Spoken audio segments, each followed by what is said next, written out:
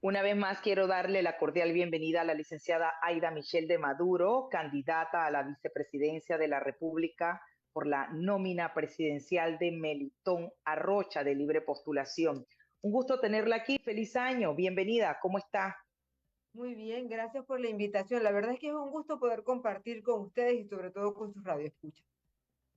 Yo creo que hay que empezar precisamente para, como quien dice, antes de entrar en materia, conocer un poco, porque hemos visto a Aida desde otra trinchera, como bien dice uno, pero conocer las motivaciones de Aida Michel de Maduro como candidata a la vicepresidencia de la República en esta nómina presidencial de Melitón Arrocha. Mira, han sido de verdad muchos años trabajando, aportando desde el sector privado y defendiendo la libre empresa, los libres mercados, aprendiendo un poco más aún en la experiencia en la caja del Seguro Social y realmente luego de tantos años de estar en este entorno, creo que tengo algo más que puedo aportar a nuestro país y eso es la principal motivación de estar en este momento. Eso quiere decir porque nosotros hemos estado tanto tiempo trabajando por el país y ver y decir que estamos siempre del otro lado y dejar que sea otro el que lo haga, porque esa es lamentablemente la mayoría de las personas piensa, vamos a dejar, otro lo hace y hablamos que todos los políticos son, todos los tales son, pero y cuando llega el momento hay que hacer, no dice vamos a hacer, dice hay que hacer. Entonces, esa es yo creo que la principal motivación de en esta ocasión haber decidido participar desde otro punto de vista. Vamos a ponerlo así porque yo creo que la visión, no creo, estoy segura, la visión es 100% la misma, es llevar adelante el país. Y precisamente en esa línea de la visión que habla Aida Michel de Maduro, ¿cuál es la que pudiera compartir con esta audiencia desde el plano de lo político y electoral? ¿Qué ha apreciado Aida Michel en cuanto a este escenario que se está viviendo hoy en materia política y electoral? Mira, yo siento que el país tiene mucho que hacer. Tenemos una oportunidad de oro, porque no lo quiero ver como algo más, sino como una oportunidad de oro de reestructurar nuestro país. Por muchos años nos hemos quedado esperando a soluciones en temas como educación, como seguro social, y no voy a hablar de seguro social, sino el tema salud, lo hemos dejado a un lado. La corrupción se ha quedado como un tema de todos los días y hasta de alguna manera aceptado por la sociedad de muchas maneras, lo cual no se puede tolerar.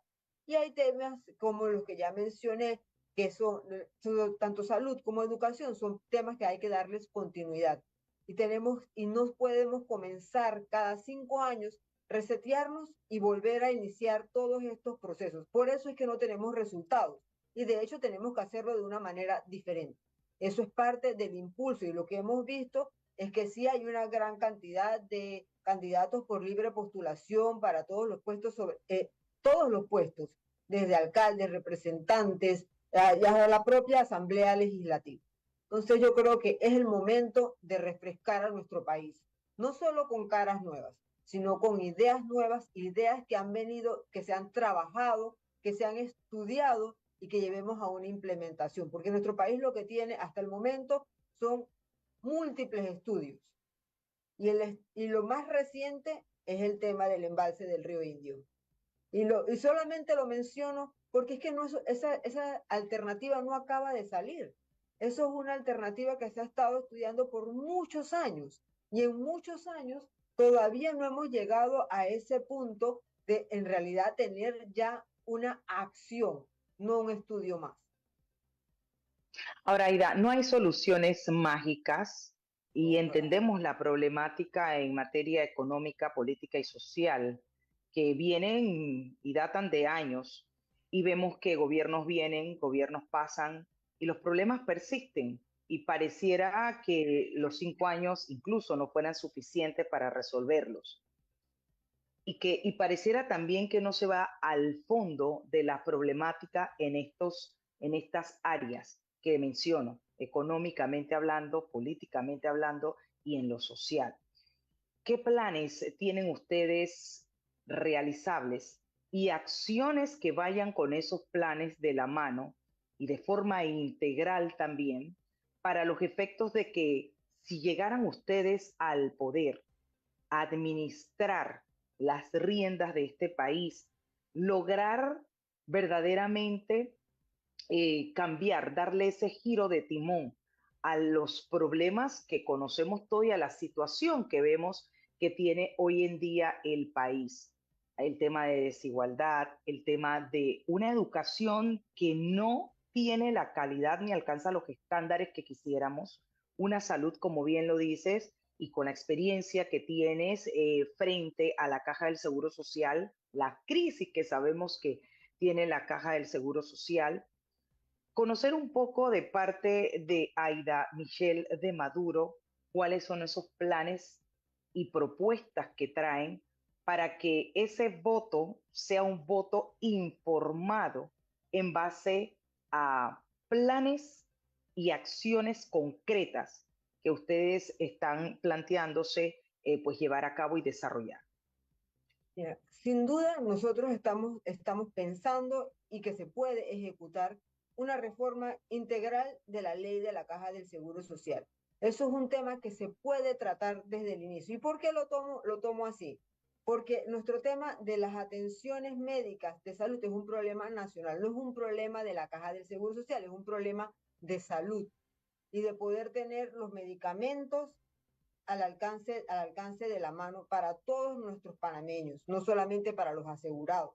Tener esa seguridad de unas pensiones que están en estado crítico y no hemos llegado a una respuesta. Pero eso ya está estudiado. Por eso hablaba que nuestro momento es acciones, ya no son más estudios, porque los estudios ya los tenemos. Por eso hablo, por un lado, de salud. En el tema de educación, nosotros vamos a una reforma integral. ¿Y por qué digo? Porque nosotros tenemos que ver cómo utilizar nuestros recursos. La asignación de más recursos al tema de educación no es la respuesta si no son bien utilizados.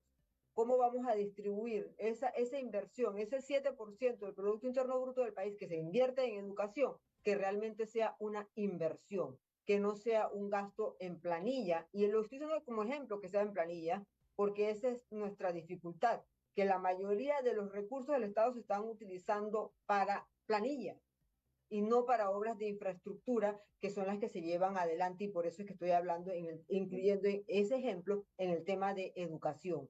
Eso quiere decir que nosotros tenemos que tener docentes mejor capacitados, que tengan también un conocimiento y una capacitación continua. Y eso es un programa que lo tenemos implementado, por un lado, por la parte docente. También tenemos una parte a donde viene la integración de los hogares. La educación comienza en casa. Entonces los hogares tienen que integrarse y que los padres de familia tomen su rol dentro de la educación sin dejarlo finalmente solo a las aulas.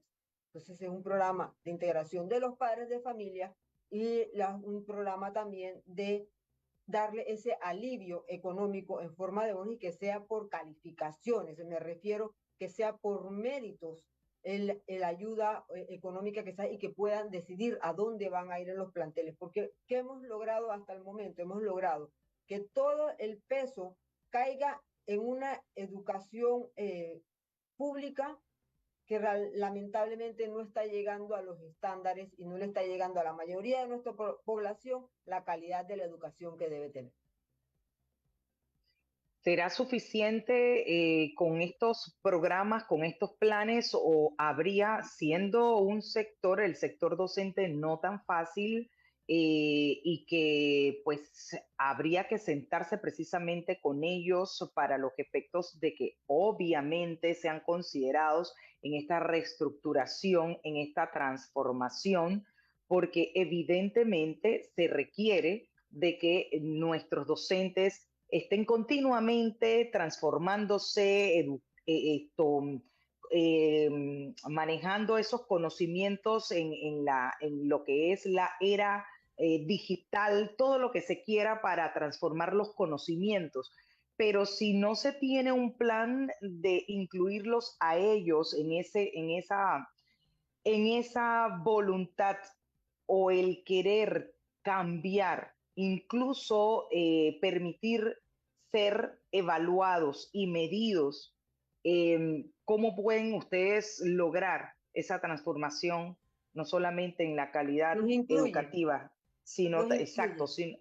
No hablé solamente del plan, sino que es, en realidad en este proceso hemos pasado por esa capacitación y por eso mencioné al inicio, no nos podemos reiniciar cada 5 años. Si sí, nosotros vamos en un proceso, eso se le tiene que dar continuidad, porque la educación es un tema de Estado, no es un tema de gobierno. Y eso es casualmente lo que mencionas. Y esa parte incluye a los docentes, porque los docentes, esa es la esencia, es realmente entender que estamos formando al futuro de nuestro país.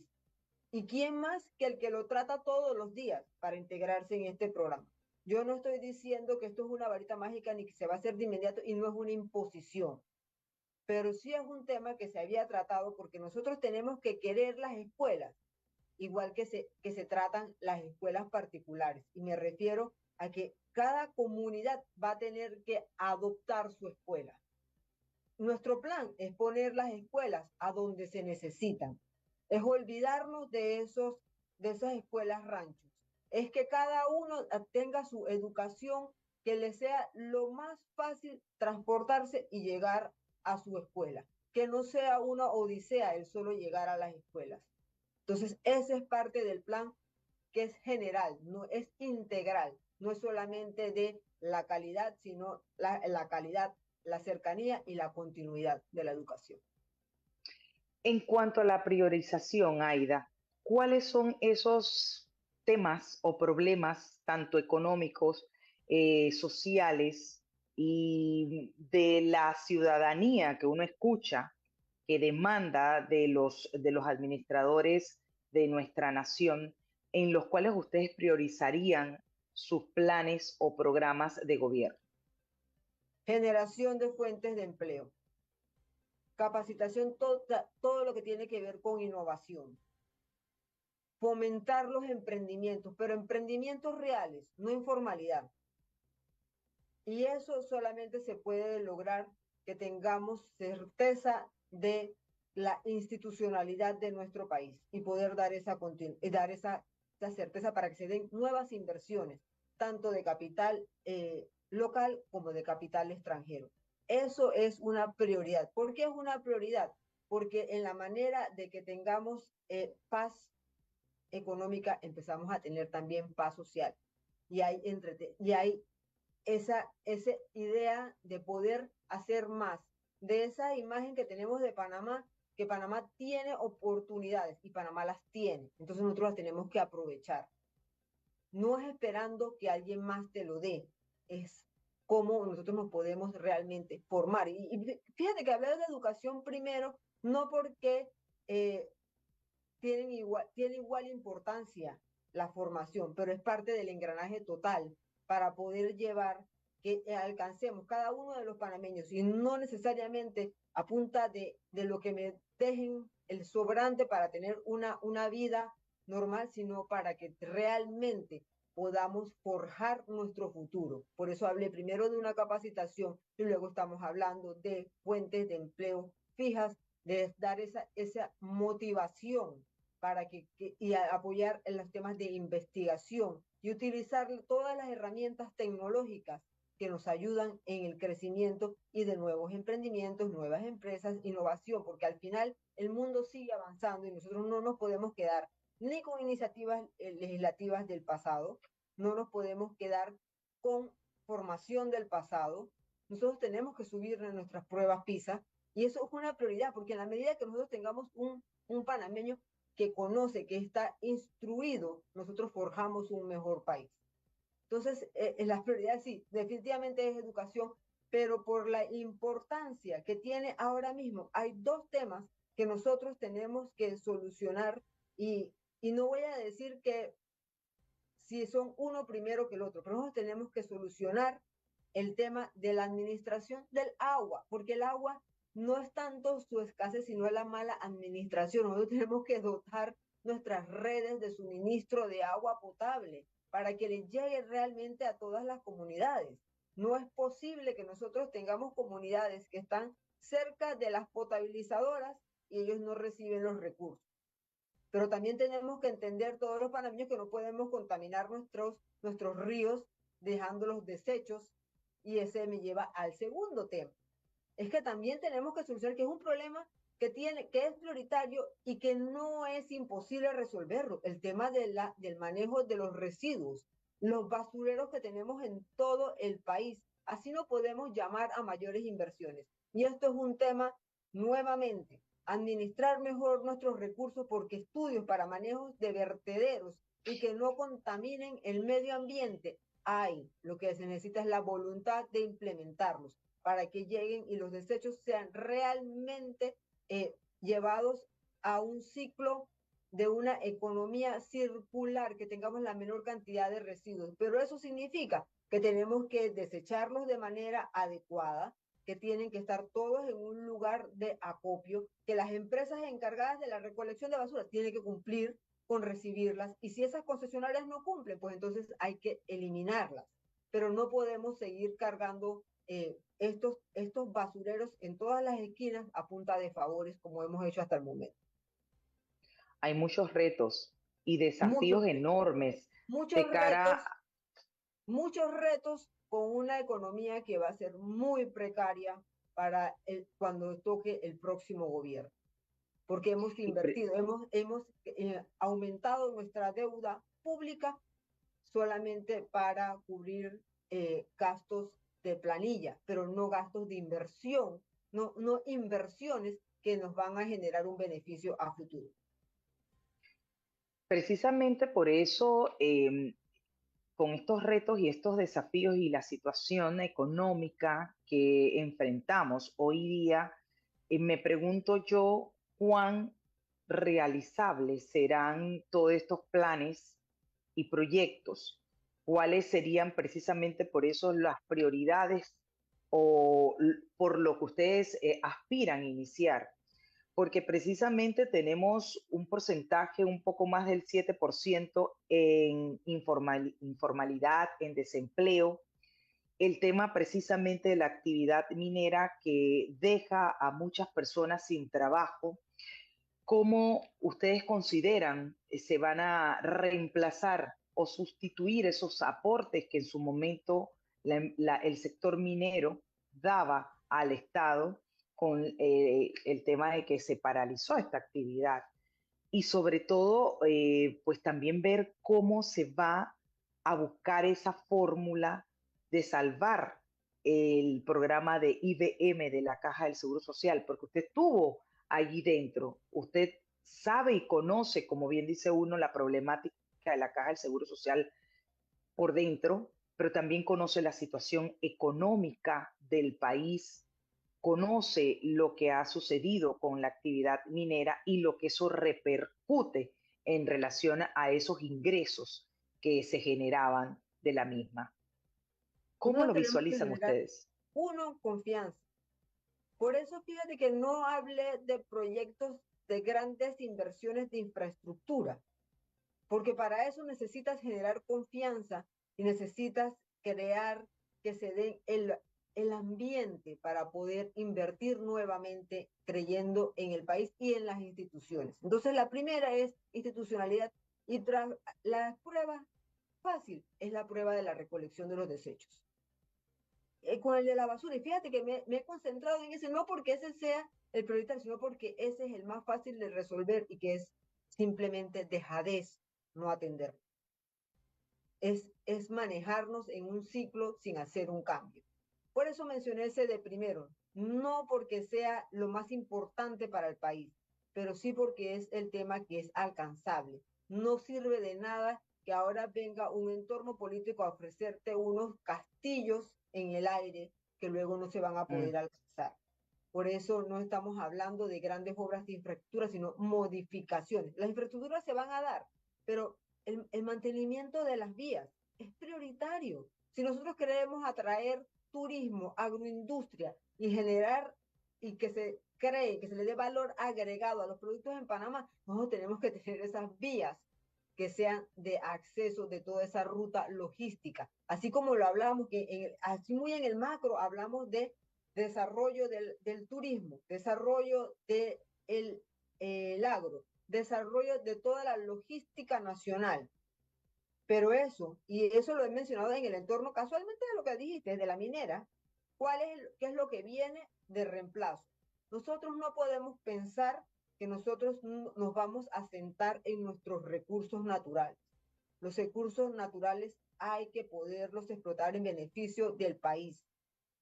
Eso no quiere decir que no tenemos que observar todas las normas para que los procesos, ya sea minería o cualquier otra actividad, se lleve adelante siguiendo un estricto seguimiento a la norma. Y eso sí se puede hacer. Porque cuando nosotros hablamos y no nos metamos en el tema de que si la minería o no, nosotros necesitamos conocer primero, antes para que nuestro voto, no el voto de este momento, sino en cuanto al aprovechamiento de nuestros recursos, sea una decisión informada y que no sea a punta de emociones y de eslogan. Eso lo podemos lograr. Eso se puede hacer con el país. Y hay nuevos desarrollos. Turismo. Nuestro país tiene todas las ventajas para el desarrollo turístico, pero no es dándole más para que se desarrollen más hoteles, es haciendo casualmente lo que estoy diciendo. Si nosotros le damos una mejor imagen al país, unas mejores vías de infraestructura, nosotros logramos ese desarrollo. Entonces, al final, si yo tuviera que decir en una sola palabra, en una sola frase, nosotros tenemos que hacer mejor uso de nuestros recursos, una mejor administración. Mensaje final de Aida Michel de Maduro como candidata a la vicepresidencia de la República en esta nómina presidencial de libre postulación del licenciado Melitón Arrocha, y con eso concluimos. Michelle, Aida Michel. Pensé que me había cerrado ya. Yo dije, bueno, no, mensaje final y con eso concluimos. Tenemos que creer en Panamá y trabajar todos juntos por el mejor desempeño, nuestra mejor administración en general de todos nuestros recursos, y seguro vamos a tener un mejor Panamá y contamos con el apoyo de todo el pueblo panameño. Bien, quiero agradecerle una vez más a Aida Michel de Maduro. Ella es candidata a la vicepresidencia de la República en la nómina presidencial de Melitón Arrocha, quien está corriendo por libre postulación. Muchísimas gracias y bienvenida siempre a este espacio. Buena tarde y éxitos. Gracias. Nos vemos todas las veces que gusten. Buenas tardes. Gracias. Buenas tardes. 3:36 minutos, momento de irnos a una pausa, pero al volver, hoy es martes con Marta Luna, nuestra experta en derecho tributario, que nos va a hablar de ese inicio del periodo para presentar la declaración jurada. Así que los temas que se necesitan profundizar continuarán en breve en Es Cuestión de Ley.